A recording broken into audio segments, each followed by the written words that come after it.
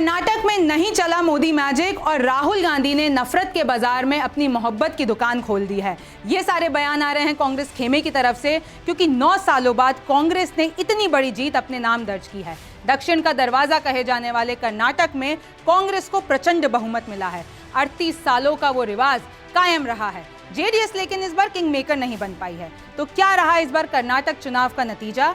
क्यों बीजेपी हार गई और क्यों कांग्रेस इस बार जीत गई? अब सीएम चेहरे के लिए किन दोनों के बीच में लड़ाई है, सबको पता है, शिव कुमार और सिद्धारमैया। तो अब सीएम चेहरा कौन होगा, समझ लीजिए रिमझिम के ये 5 पॉइंट्स। पहला है कि अब कर्नाटक में इस बार के नतीजे क्या हैं। अब देखिए, कर्नाटक में कांग्रेस को प्रचंड बहुमत मिला है, बीजेपी की सरकार रिपीट नहीं हुई है और हिमाचल के बाद कांग्रेस की ये बड़ी जीत है। ये देखिए नतीजे। कर्नाटक की कुल 224 सीटों में से कांग्रेस को मिली है 136, बीजेपी को मिली है 65, जेडीएस को मिली है 19 और अदर्स के खाते में आई है 4 सीटें। कांग्रेस में मुख्य चेहरों की बात की जाए तो अध्यक्ष डीके शिव कुमार कनकपुरा सीट से जीत चुके हैं। वरिष्ठ नेता सिद्धारमैया वरुणा सीट से जीत चुके हैं। कांग्रेस चीफ खड़गे के बेटे प्रियांक खड़गे चितरपुर सीट से जीत चुके हैं। बीजेपी से कांग्रेस में आए जगदीश शेट्टार हुबली सीट से हारे हैं। बीजेपी से कांग्रेस में आए लक्ष्मण सावदी अथानी सीट से जीत गए हैं।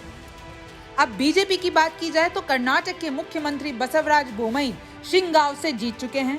येदियुरप्पा के बेटे विजेंद्र शिकारीपुरी सीट से जीत चुके हैं। जेडीएस में कुमार स्वामी चन्नापटना सीट से जीत चुके हैं। एचडी कुमार स्वामी के बेटे निखिल रामनगरम सीट से हार चुके हैं।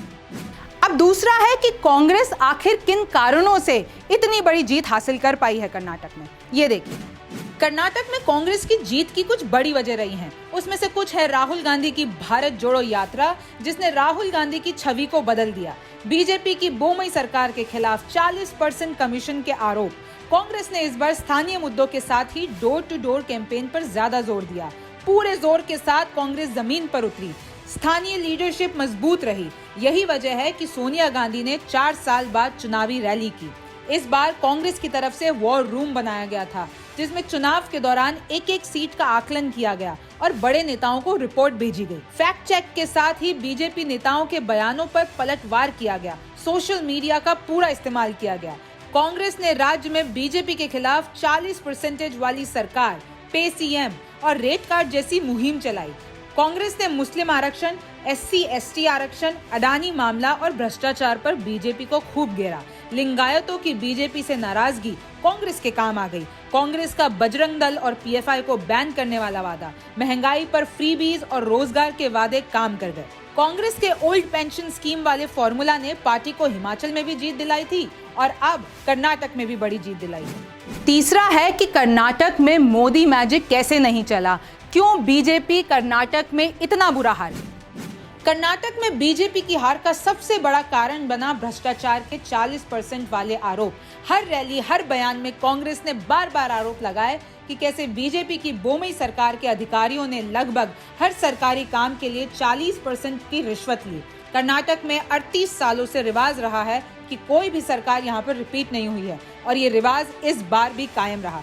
मजबूत लिंगायत महारथी BS येदियुरप्पा पर लगे दाग भी भाजपा नहीं धो पाई और कांग्रेस ने इसे जमकर उछाला। बीजेपी लिंगायत के बड़े नेता जैसे शेट्टार और लक्ष्मण सावदी ने कांग्रेस ज्वाइन कर ली। इससे बीजेपी को नुकसान हुआ। बीजेपी ने मुस्लिम आरक्षण को हटाया तो कांग्रेस ने जमकर हमला बोला। बीजेपी ने टीपू सुल्तान के खिलाफ भी मुद्दा उठाया, जिससे शायद मुसलमान बीजेपी के खिलाफ कांग्रेस के समर्थन में एकजुट हो गए। कांग्रेस ने बजरंग दल को बैन करने की बात की तो बीजेपी ने कांग्रेस पर हमला किया, पर ये दाव काम नहीं कर पाया। बीजेपी की अब साउथ में कोई भी सरकार नहीं है, जिससे पार्टी के लिए एक बड़ा झटका है। चौथा और सबसे महत्वपूर्ण सवाल यह है कि अब कर्नाटक का सीएम कौन बनेगा।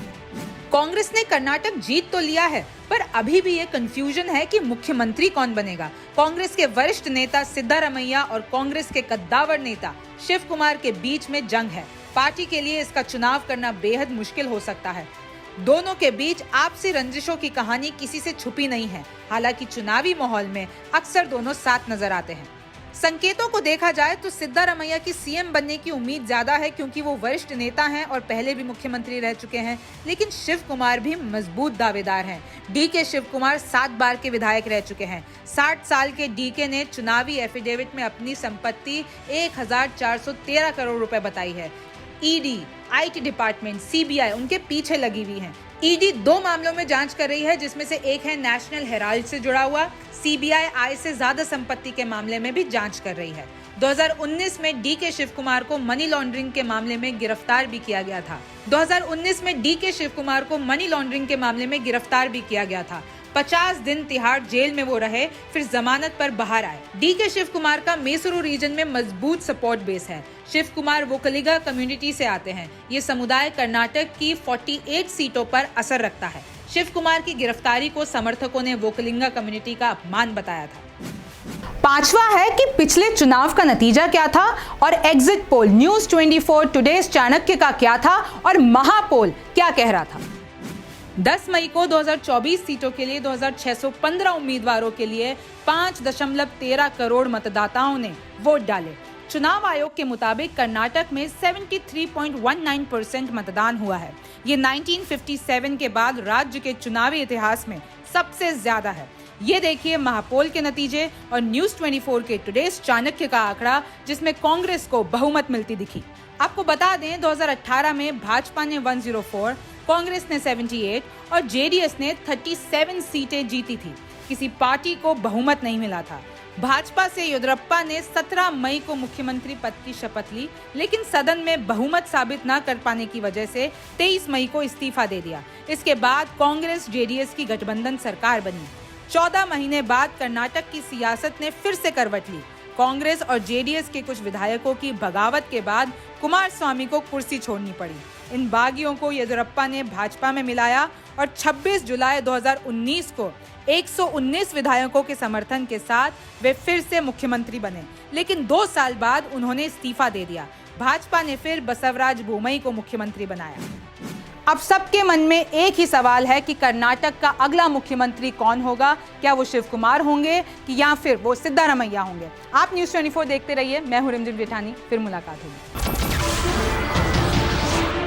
नमस्कार, मैं हूं मानक गुप्ता। अगर आपको हमारा ये वीडियो पसंद आया हो तो इसे लाइक और शेयर जरूर करें और हाँ, हमें सब्सक्राइब और फॉलो करना ना भूलें ताकि आप देश और दुनिया की कोई खबर मिस ना करें। तो जुड़े रहिए हमारे साथ और देखते रहिए न्यूज 24।